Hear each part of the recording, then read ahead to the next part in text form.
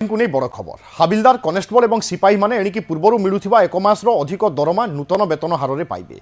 या सहित मोटरसाइकेल भत्ता बाबद 1000 टंका पाइबे। से भली पोशाक जोता आदि बाबद 10,000 टंका मिलिबो। कटक में आयोजित Odisha police OSAP havildar constable और सिपाही महासंघर वार्षिक उत्सव अवसर में एक घोषणा करिसेंति मुख्यमंत्री मोहन माझी। पूर्व मोटरसाइकेल भत्ता बाबद 300 टंका पाउथिबा बेले पोशाक और जोता बाबद 5,000 टंका मिलुथिला। सेभली चतुर्थ श्रेणी कर्मचारी नियुक्ति संपर्क में आवश्यक पदक्षेप नियाजिबो बोली मुख्यमंत्री कहवा सहित भुवनेश्वर ठारे महासंघर नूतन गृह निर्माण पई आवश्यक अर्थ जोगाई दियाजिबो बोली कहिसंती। पुलिस सेवा को आहुरी प्रभावी करबा पई भित्तिभूमि और मानव संबल जोगाई देबा पई आम सरकार प्रतिश्रुतिबद्ध बोली कहिसंती मुख्यमंत्री। खूब शीघ्र राज्यर प्रति थाना को मोटरसाइकेल जोगाई देबा सहित ए बाबद अतिरिक्त बजेट में 35 कोटी टंकार प्रावधान करा जायछि।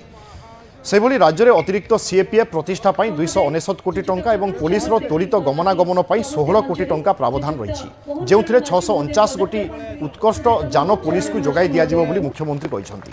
कार्यक्रम में डीजीपी जोगेश बहादुर खुरानिया सम्मानित अतिथि भाव में जोग देथिले।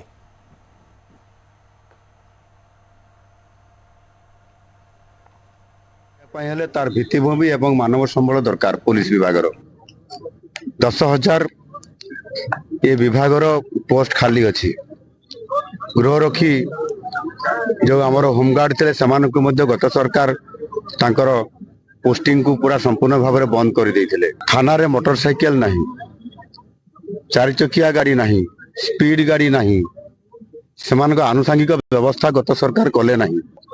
आउ सेथिपाई समानकर शक्ति वृद्धि नहेले समाज रे जो अपराध घटुची से अपराध को नियंत्रण किए करिवो सेथिपाई पुलिस करिवो ताको शक्ति दरकार।